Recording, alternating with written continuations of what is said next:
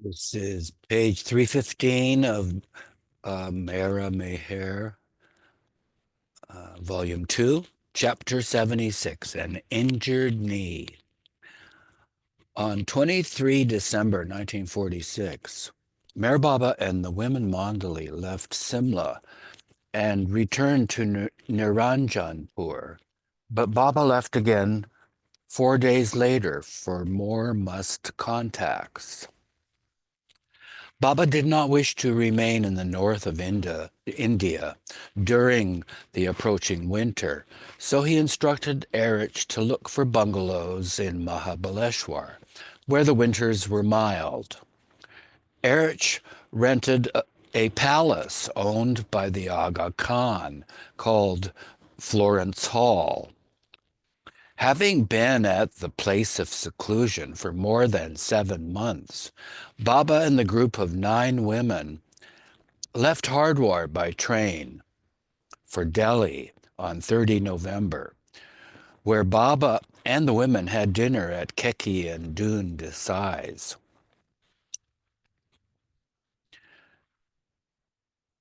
Late that night, they reboarded the train for the 2-day trip south to Maharashtra. Sometimes during these long train journeys, the women had to fend off unwanted questions from inquisitive passengers. The 9 women were Mera, Mani, Meru, Naja, Katie, Khorshed, Sunamasi, Kitty, and Rano. So sometimes during these long train journeys, the women had to fend off unwanted questions from inquisitive passengers.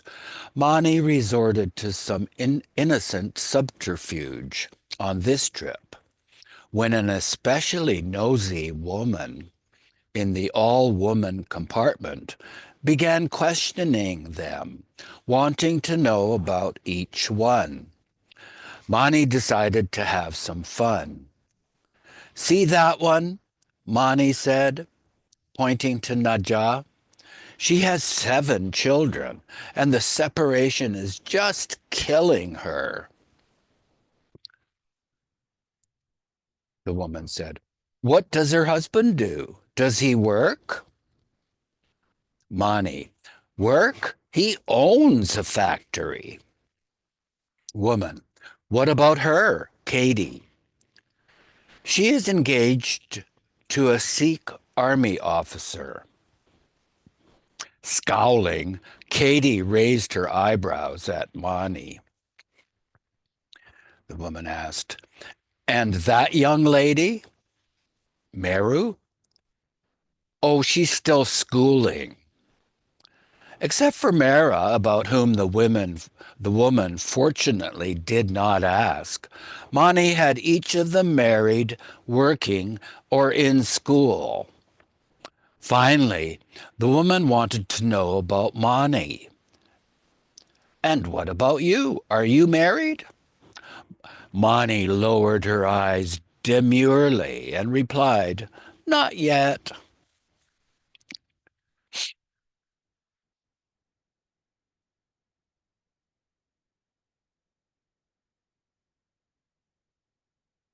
Later, Katie asked indignantly, "Mani, how could you say all those things?"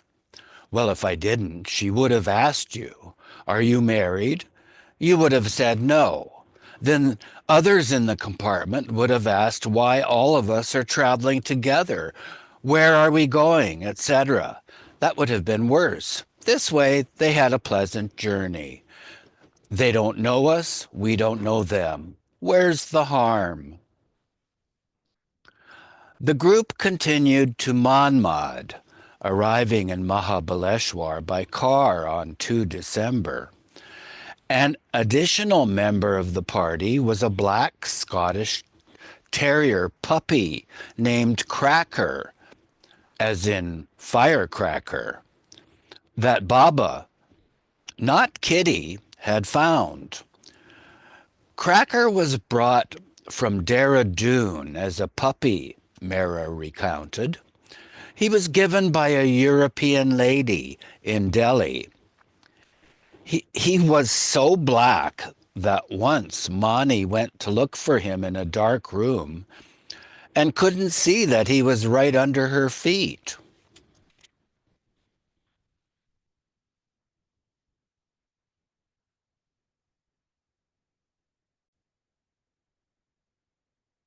He was so black that once Mani went to look for him in a dark room and couldn't see that he was right under her feet, not making a peep.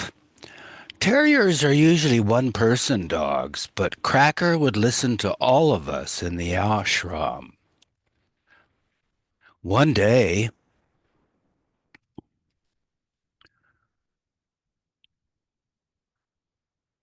Baba told Mehera to bring Cracker and sit next to him so Mani could take a few photographs. I was shy to come near and get my photo taken, Mehera recalled, and she was not pleased at how one of them turned out. I was upset with Mani. Why did you make Baba hold Cracker? I asked her. It came out looking as if Baba has a long black beard. He looks like a priest. Baba wished to open a must ashram, and work began, cleaning up the stables near the main house. Mahabaleshwar lies 4,500 feet above sea level, on the crest of the Western Ghats. Baba and the women were to occupy Florence Hall on 3 separate occasions, and Mehera described it as follows. The bungalow itself was not plush. There was no electricity until later. It had used things inside. Good furniture, a lovely big carpet. It was homey. We had a nice big front veranda and another one at the back along the dining room. Some distance apart, Meru added, there was a separate building at the back of the house where the kitchens and servants' quarters were. Here, all our cooking was done. During our first stay at Florence Hall, we prepared separate food for the musts. Everything was cooked on wood and charcoal fires. We ate in the dining room. Then, after lunch and supper, we gathered in the drawing room with Baba, where Mani read to him. Other times, Baba might ask Kitty to read the newspaper to him. Since there was no electricity at night, they read to Baba by kerosene lanterns. But most of the time, Baba was working with the musts and also in a separate cottage near the must ashram, where he worked in seclusion. Mehera said, Baba's room, a single large room, was upstairs with an attached bathroom. We women were downstairs all the time. The upstairs had a terrace on 3 sides. There was an outside staircase to Baba's bedroom, which was convenient for the night watchman to come and go. At night, we were told to shut our doors before 7 p.m. because of tigers. Once the night watchman saw a tiger drink from the fountain in our compound. Another night, he saw a huge bear doing the same thing. Sidebar says, years later, Florence Hall was purchased by a seminary college and used to train Catholic priests. They were so lucky, Mehera observed, as Baba had been in seclusion there. Sunamasi was again the watchwoman. She was supposed to keep an eye on the gate and inform Mehera and the others when Baba was coming. But inevitably, Masi was not there when Baba entered the compound. She had just gone inside to the toilet, for instance. "Why isn't Masi here?" Baba demanded. Since Masi was elderly, Meru explained, she needed to go more frequently, and the toilet was quite a distance away. In the end, Baba had a makeshift toilet installed nearby so that Masi could relieve herself without abandoning her post. "You have to be here when I come," he told her. Around Christmas, Mani made a beautiful Christmas cake decorated with coconut for snow on the roof of a miniature house and tree. Rano's brother and sister-in-law sent an annual Christmas cake to India, but the customs duty kept increasing every year. That year, Baba asked, "What is this? We have to pay so much duty on this cake. Don't your relatives realize this?" And on and on. Kitty also made comments about the cake to Rano. It was all right coming from Baba. Rano could take that, but not from a fellow Westerner. Rano stormed off into the woods to cool off, but returned in time for tea, as she did not want them shouting for her. "Rano, come for tea!" The cake was right in the middle of the table. Rano sat at the far end, away from everyone. Someone asked if she wanted a piece of cake. Rano ignored her. Baba gestured for them to say, "It is Baba's order that Rano take some cake." Rano looked at the plate of cake and slowly took the tiniest crumb. She looked at Baba and put it in her mouth. Baba had a twinkle in his eye.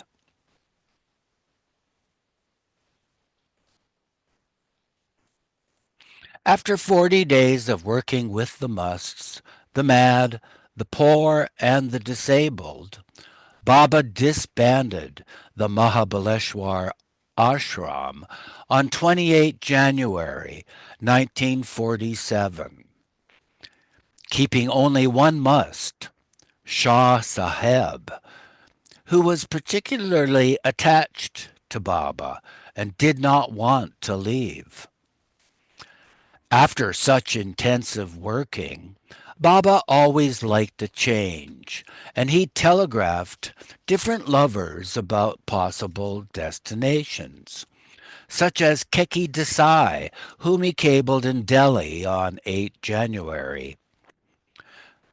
"Make full inquiries about the best month in Darjeeling, when it is not too cold and misty, but also has snow for sports in Darjeeling or nearby places.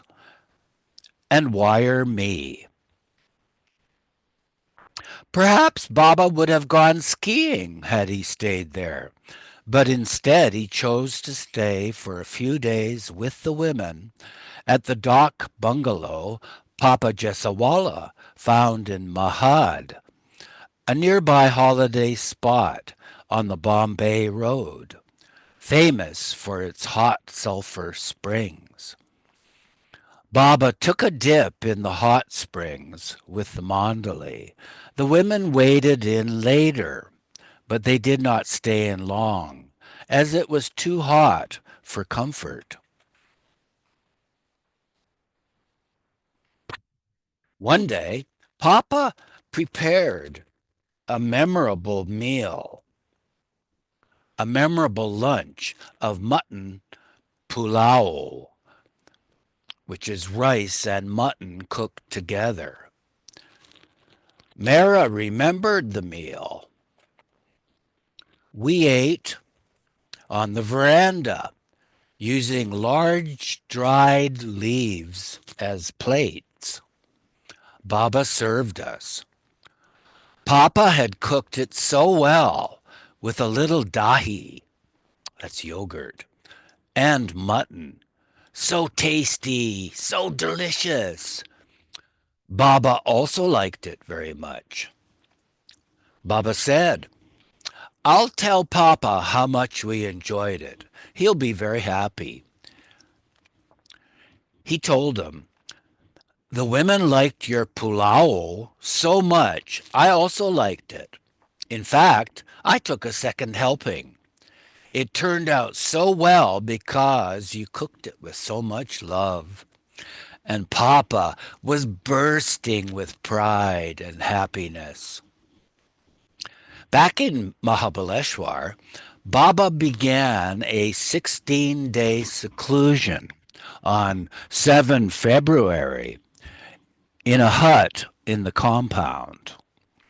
During the nights, Baba did not sleep, but instead listened to the poetry of Hafiz, read by Dr. Ghani, until 4 a.m. Baba ate only one meal a day, and in the last week of the seclusion, fasted on fruit juice. Ali Shah was also brought for 3 days. During the seclusion, Mehera and Mani were permitted to visit the hut every afternoon. At other times, the women occupied themselves with walks or played volleyball or badminton, with 2 on each side for badminton, and all participating in volleyball. Before going into seclusion, Baba had played badminton with them a few times. Since he wore sandals, not shoes, volleyball was somewhat rough. When someone jumped up for the ball, they were liable to step on another's toes. Once, during a particularly heated volleyball game, Kitty and Mehera were on the same team. The ball was hit to their side, and when both went up for it, Kitty bumped into Mehera and knocked her down. The tendon in Mehera's knee was injured, and it pained her for days. But such was Mehera's love and concern for her sisters in the ashram that she did not let Kitty know or feel bad about it. Meru vividly remembered this incident and what followed later as a result of it. We witnessed more and more over the years Baba's love for Mehera. This is Meru talking. And the attention he gave to everything concerning her, and how affected he would be if anything troubled her, whether it be her mood or her health. Baba often took us out for walks. In fact, in Mahabaleshwar, with its scenic beauty and bracing mountain air, it was a daily outing. And even when Baba was for periods in seclusion, he would encourage us to continue. Baba also played badminton with us during one period. And when it was windy and we could not play, he introduced volleyball to us.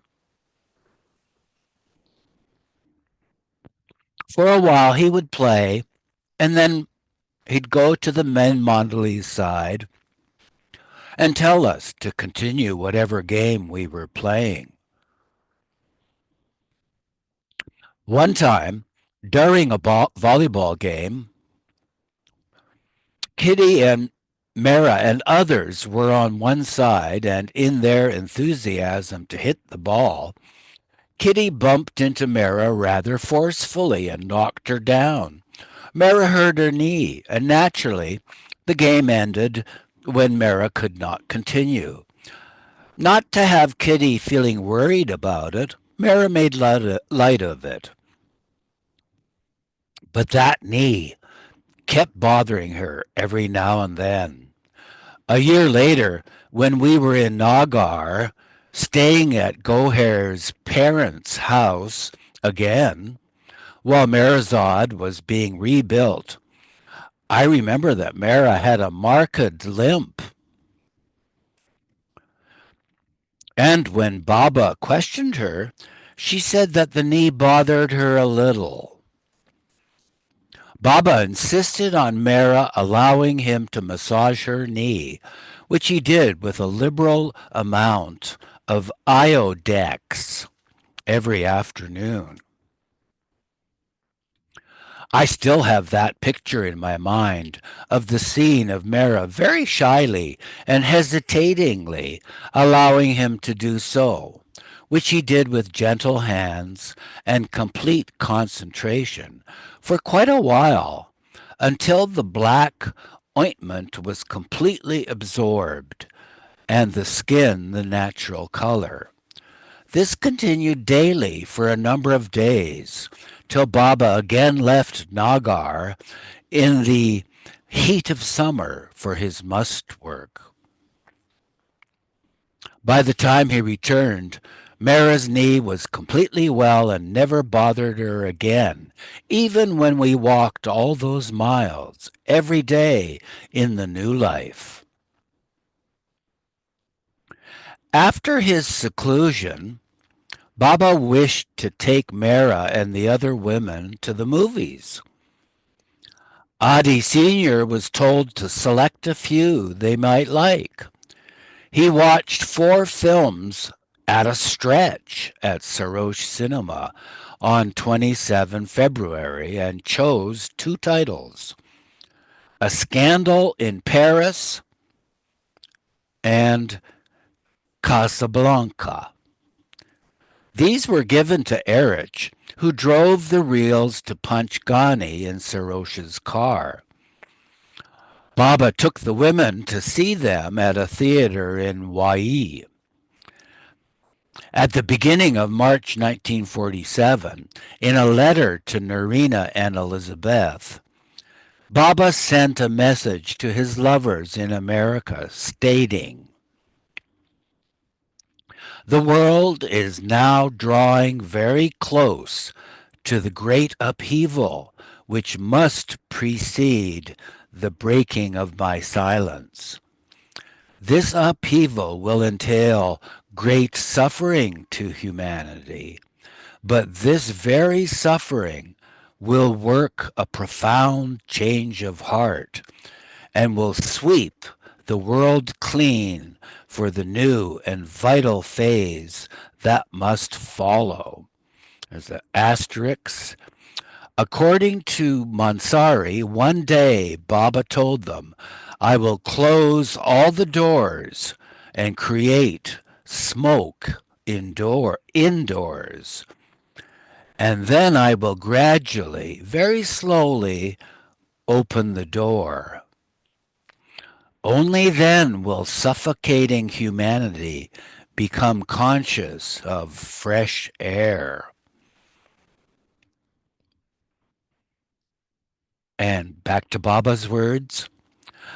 As a result of the progressively changing framework in India, I have to undergo certain periods of seclusion and carry out intense spiritual work of going all around India.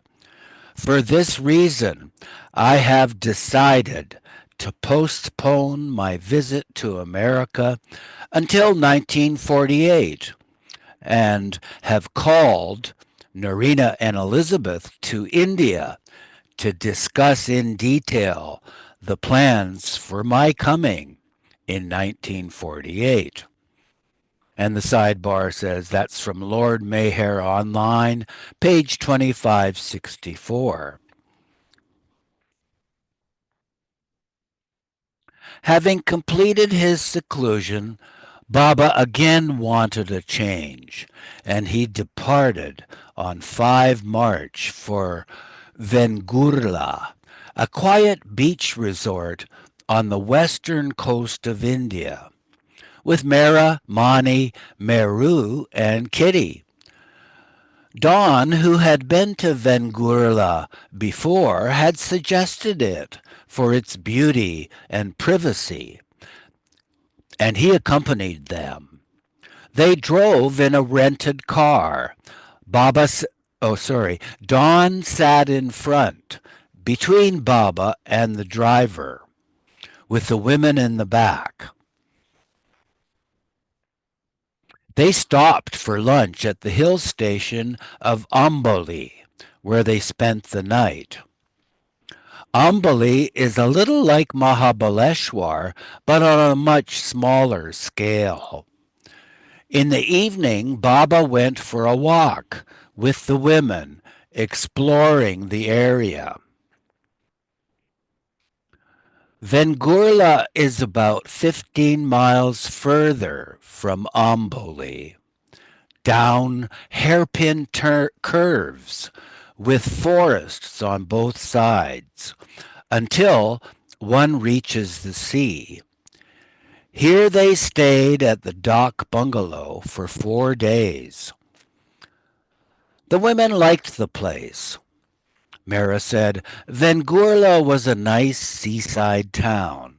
It was an old type of village, not very modern, a small, out-of-the-way place not frequented by tourists, so Baba could relax and not be recognized.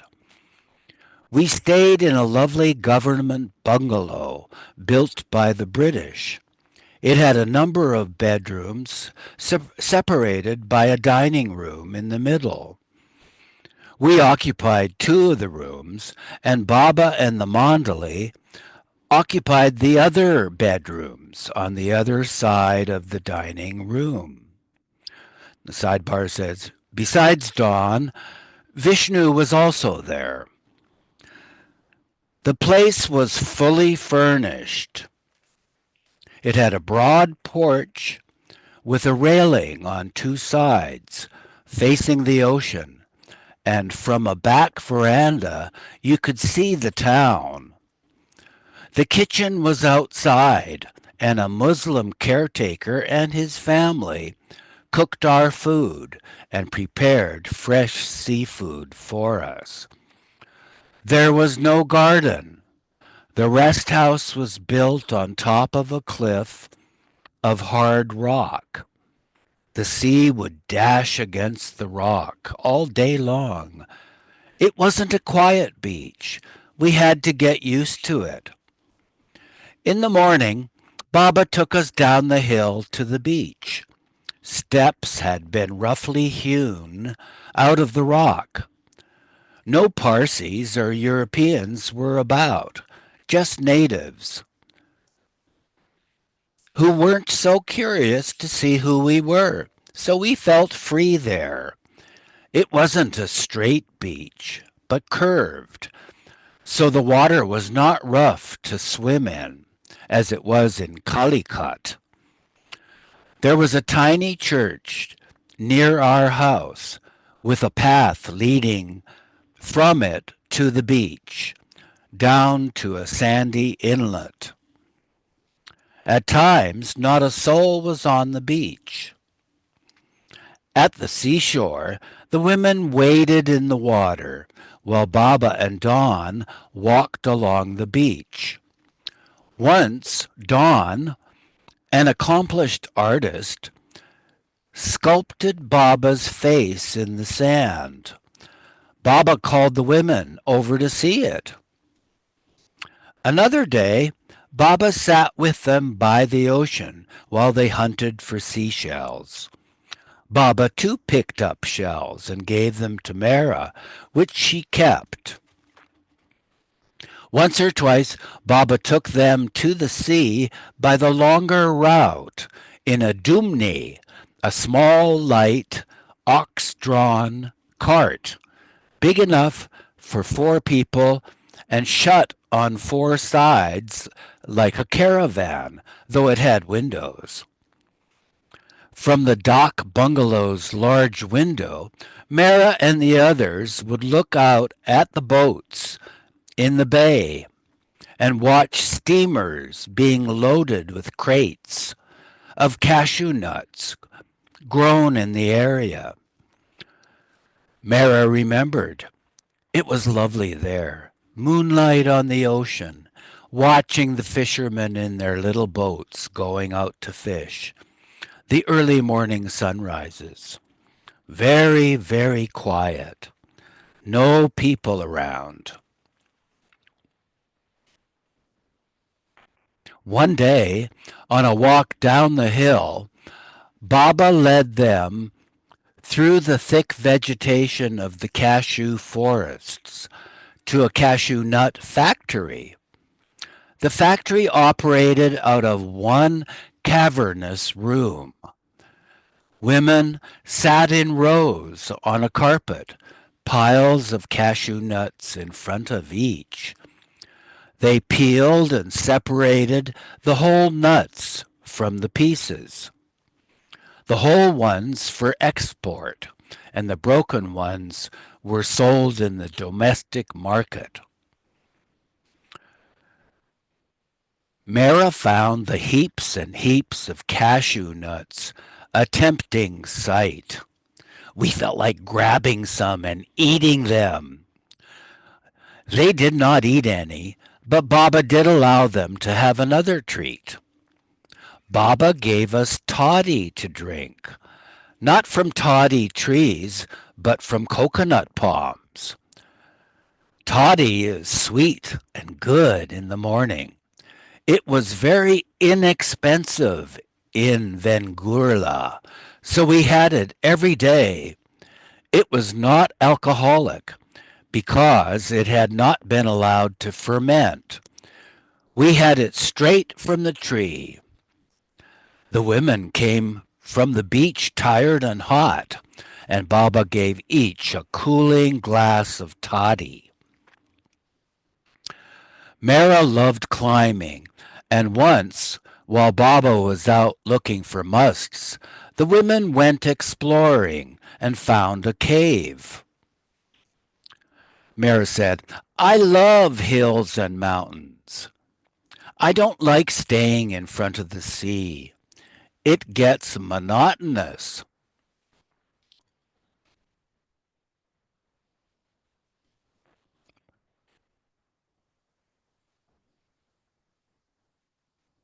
Oh, Always the noise of the sea, nothing but water, for 8 or 10 days. The sea is okay, but no longer, but not longer. I prefer rivers or lakes. The noise of the sea dashing against the rocks was terrific. They had enjoyed the sound of the they had enjoyed the sound at first, but after a few days, as Mara said, it became tiring. Baba seemed to feel the same way. He had intended to stay in Vengurla for 7 days, but because of the noise, he curtailed their visit to 5 days.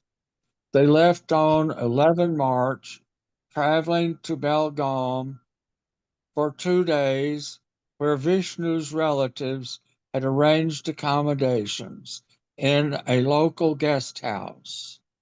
From here, they went to Pune and stayed with Erich's family at Bindra House in Pune. Baba took the women to see Kadakwasla Lake. It was very big and beautiful. Mara recalled it. There were waves in the water. One could walk across the lake on a bridge with railings. We had a long walk with Baba there. Baba also took them to the spot in a field near Ferguson College Road, where he had stayed in the Pune Jokti so many years before. Baba's sinus cavity was especially sensitive to any breeze. Being summer, being summertime, Erich, who was driving, found it suffocating with all the windows rolled up. He consulted an ear, nose, and throat specialist and took Baba there one day. Where are we going? Baba asked. Erich told him he had what he had done, and Baba agreed to be examined. The doctor recognized Baba and performed an electric cauterization in which he made a cross on the inside of Baba's nose to deaden the nerves. It did not help, and Baba complained for a week of the smell of burning flesh.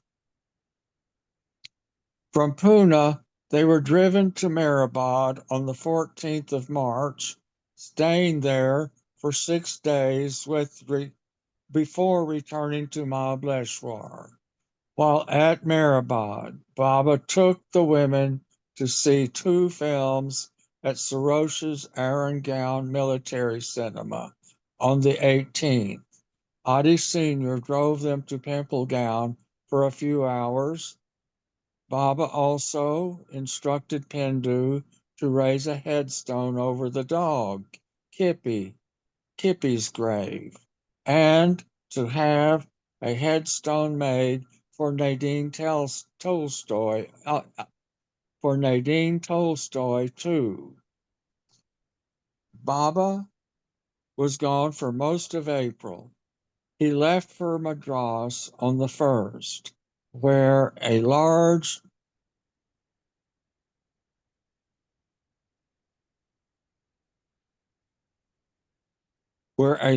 darshan program was held.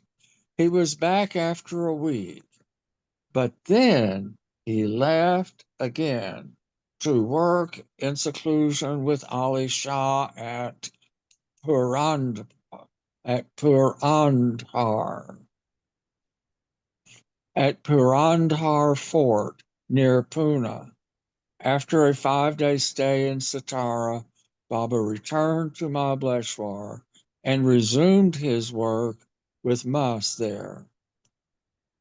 On 6 May, Baba returned to Purandhar with Mehera, Purandhar, with Mehera, with Mehera, Mani, Meru, and the 6 other women who had been at Niranjanpur and Mahabaleshwar. Duncan and Nilu, along with Erich and his family, Gai Mai and her 2 daughters, Gai Mai's sister, Gulamasi, as well as Erich's wife, Khorshid, were also present. Baba showed the women the fort and where he had sat in seclusion, and they returned to Mahabaleshwar on 8th May. 3 days later, Baba went with some of the Mandali for must work and to see a bungalow in Satara where he intended to shift the ashram soon. There's Can you something see? to the side. You want to read those footnotes? Oh, sure. Nagu joined them at Meherabad for a visit. Also, Meru Irani remembered an almost identical incident in Purandar to what had happened in Shimoga during the Blue Bus tours, when Baba asked everyone to keep silent for half an hour while he was doing his work. A clock was again given to Gulamasi to repair, and it went off with a loud ring as she fiddled with it. She knew clocks, huh? Hmm. Julie, I don't know who she is. Do you? I don't, Gulamasi, no. Gulu. Oh, are we recording? Yep. Okay, sorry. Yeah, I was gonna go ahead. My So, blush were 47 photographed Baba in the mirror. Partition.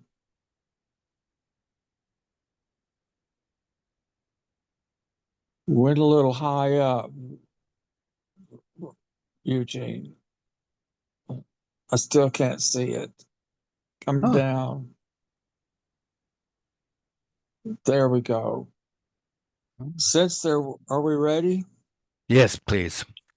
Since there were no asphalt paved roads then in Mahabaleshwar, and the dirt roads would soon become impassable during the approaching monsoon season, it was not practical to stay there. So Baba and the group moved not far to Satara on Sunday, 25th May 1947.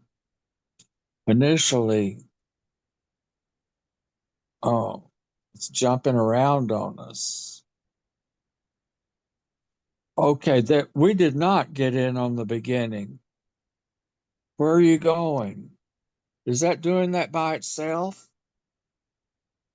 I don't know what's happening on your end, but it's steady at my end. You read the first No, paragraph, right? no, we didn't. We missed the first. The first paragraph was not showing. Okay, it says 77 partition in bold print. Then we have some space. Then the first paragraph reads, since there were no asphalt paved roads then in Mahabaleshwar, and the dirt roads were soon would soon become impassable during the approaching monsoon season, it was not practical to stay there. So Baba and the group moved not far to Satara on Sunday, 25th May, 1947. Then here's where we picked up, Eugene. Initially, three bungalows were rented, one for Baba and the women, one for the men, and a third for the muss. Mara described their bungalow. Mutha's was Mutha's was a new, large, clean bungalow with a big hall upstairs. On one side was a bedroom where Mani, Meru, and I stayed. On the other side was another bedroom Baba used. Baba's room had outdoor stairs near the kitchen leading up to it, which the Mandali used to enter Baba's room and to access the main bungalow stairway.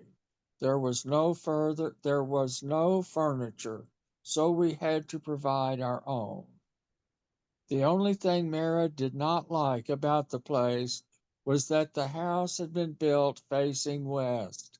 It was very hot, and with the rains and sun, we could not keep a garden. We couldn't even keep the front door open. It was so windy. The original group of 10 women at Satara,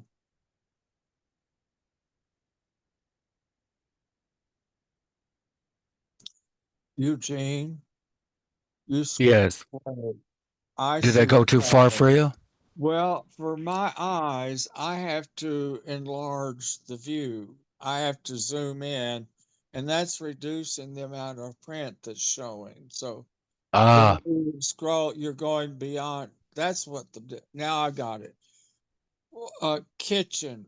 Show me the sentence prior to kitchen, if you will, please. I think she said something about kitty. so this is the paragraph that you were about to Oh, the only start. thing, you're right. The only thing we left, just to repeat, we did read, the only thing Mara did not like about the place was that the house had been built facing west. It was very hot, and with the rains and sun, we couldn't keep a garden. Couldn't keep a garden. We couldn't even keep the front door open. It was so windy. The original group of 10 women at Satara was Mara, Mani, Meru, Naja, Katie, Khorshid, Sunamasi, Kitty Rano, and Indu. In addition, on 19 June, Goher joined the ashram permanently. After having spent 2 years in Bombay, where she completed her internship and worked in an all women's hospital, Goher had at first been hesitant to take the job, as Baba had said that he would call her within a year, and against her wishes, the hospital appointed her to an important post. She decided later to return to Ahmednagar and set up her own practice, which she did in 1946, living with her parents. Goher was working at the Salvation Army Booth Hospital, where Baba called her to Satara. When, when Baba called her to Satara in 1947. It had been a difficult few years, as Goher related previously. After completing her residency, she wrote to Baba expecting to be summoned to join him, and he replied to wait until he called. Goher felt that she had blundered by not remaining with Baba when she had the chance, and Arnavas, too, thought she had made a mistake. Deeply repenting her decision, Goher often wept over it. As the years dragged by, she felt that Baba would never call her. This painful period of remorseful waiting no doubt strengthened Goher's resolve and determination. When she was finally allowed to join the beloved, she vowed to do everything she could to ensure that she stayed with him from then on.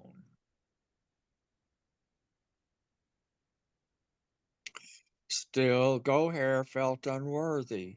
In those days, I still did not have the feeling that I would be with Baba permanently.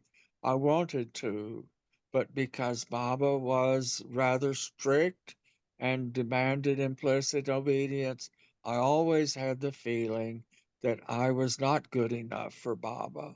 So many wanted to come. Baba gave me the chance to live with him. Baba told me to give up everything and come and stay. I did, and I did. Goher's outside employment did not stop, however, even after joining the ashram. In Satara, she worked in the missionary hospital and also once a week in a leper colony some miles away. On 13 June, Baba wrote to Pindu about the inscription for Nadine's headstone, specifying that it be Nadine, Nadine Tolstoy. Her happiness was Baba. He wanted to he wanted it completed before Norina and Elizabeth arrived from America, where they had been living in New York City. Now that now that the war was over, they were free to travel to India again. Norina and Elizabeth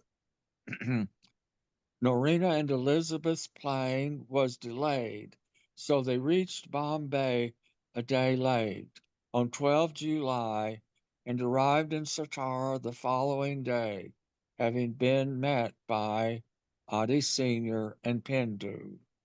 Elizabeth had bought and shipped a green and blue DeSoto for Baba's use. The cats were like large the car, excuse me, The cars were like large station wagons in which, according to Monty, 9 people could sit comfortably, and 12 at the need, and 12 if the need arose. Wow. Elizabeth had brought her dog, Foundy, which Baba had given her before she left India in 1941. Despite the years of separation, when Narina and Elizabeth arrived in Satara, they were allowed to meet Baba for only a short time before being taken to a separate bungalow, Jal Villa. Excuse me, can you see the sidebar? No, Okay, I'll I read just, it. I'll read it for you, and then you okay. continue after I'm done. Baba preferred to use the green DeSoto, which arrived first. Adi Sr. drove it to Satara on 2 August 1947. Sarosh brought the second DeSoto to Merazad on 15 October 1947. Curtains were fitted in both cars prior to delivery. Elizabeth had also shipped an Electrolux refrigerator that ran on kerosene. Naja was very happy to have it at Merazad, but it was later sold in the new life. So back to the text, Yeah, Ralph. Norina had an yeah. enlarged heart. Norina had an enlarged heart and had even been advised by her doctor not to travel to India. So the separate bungalow was necessary for her condition. Goher was instructed to stay with them to care for her, and Kaka, who looked after the household and kitchen affairs, saw that the cook prepared special Western style meals. Norina and Elizabeth were allowed to see Baba in the evenings, but again only after a short time. With Norina's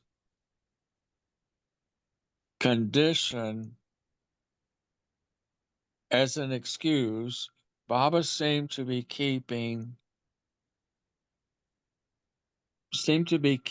them at a distance, and Norina speculated, though we are near Baba, we are kept far away, perhaps with our worries and troubles brought with us from the West.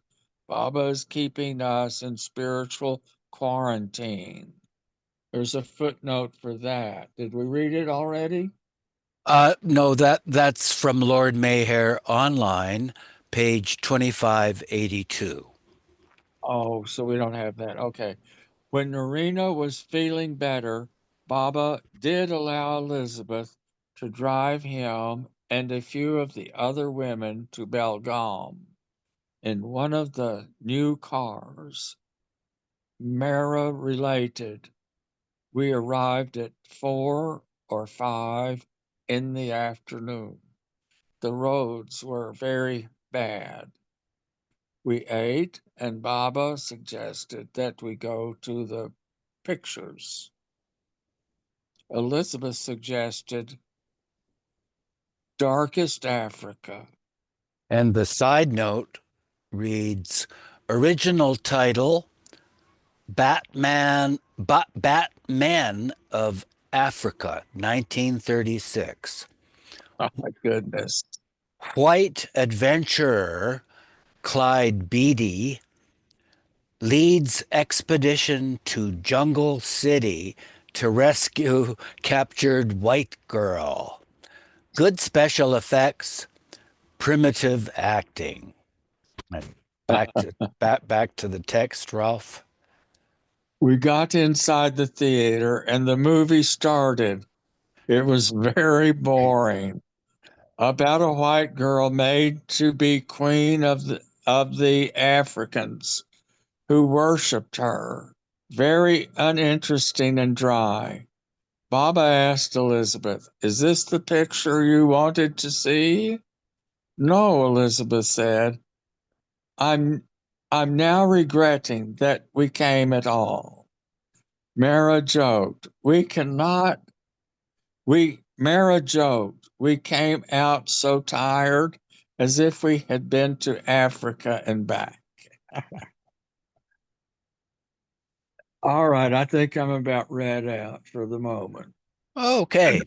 A memorable feature of the women's 3-month stay at Satara in 1947 was the long walks they took with Baba. In addition, Mani said, Baba took brisk walks on the veranda. He stopped sometimes to watch the children hurl stones at the toddy palm fruit, which was in season. There was an old church and cemetery we would pass on our walks with Baba, which had a calm, peaceful atmosphere. The roads were such that no matter where you walked, in the end you came back to the road that led you home. You never got lost. We were so happy. When going for a walk once, there was a sweeper sweeping the roads. She saw Baba, dropped her broom, and came towards him. Baba stopped. She went on her knees and took his darshan. Baba remained standing for her. Then she went back, and we went on for a walk. I said to myself, lovers long to come, and here is this woman who receives it. Baba permits it. That was his grace.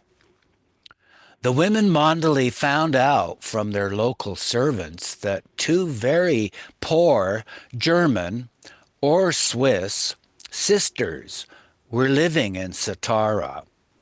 The servants thought the sisters were mad because they went around practically naked in the house with all the windows closed. Mehera and Mani realized, however, that they were probably just hot. They were very nice, Mani said, but knew nothing of spirituality. It was decided that Norina would talk to them about Baba. The older one was something of a recluse, but the younger one was more approachable. Norina dressed up and went to see her, but when Norina started telling her about, quote unquote, the truth, the woman did not understand. I know, she said. My sister always speaks the truth. When Norina came back and told Baba about it, he was amused. On 10 July, the 22nd anniversary of Meher Baba's silence, his lovers around the world fasted for 24 hours, drinking tea or coffee only twice between 7 p.m. on 10 July and 7 p.m. on 11 July, which was harder on some than just keeping silence. Elizabeth's 51st birthday was celebrated in Satara on 26 July, and Mani created and directed a skit for the occasion. Baba also conferred with Elizabeth about the center in Myrtle Beach and promised to visit in the near future. In the meantime, Baba had given instructions to several of his men Mandali to bring musts from various parts of India, but As had happened previously in Mahabaleshwar, not one could be found and brought in time. So, on 27 May, Ali Shah was brought again from Ahmednagar. Then on 3 June, Baidul unexpectedly succeeded in bringing the seventh plane Majzub Chacha all the way from Ajmer. This was an extraordinary feat, as for many years Chacha had not left his hovel at the tomb of Khwaja Saheb Chisti. Baba happily began working with him. As was often observed, there was nothing that made Baba so supremely happy as a first-rate must in a good mood. He told Baidul that for the work he was doing with Chacha, the Majzub was as good as 100 other musts.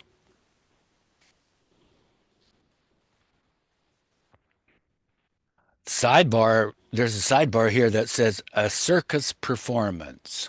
Mani, a clown. Naja, a tightrope walker holding a tiny umbrella. Rano, a juggler. Meru, an acrobat. Oh, that's probably referring back to Elizabeth's 51st birthday being celebrated in Satara on 26 July. And Mani created and directed a skit for the occasion. So, Cha-Cha got his name from always crying out, Cha, Cha, meaning tea, which he loved as much as he hated bathing.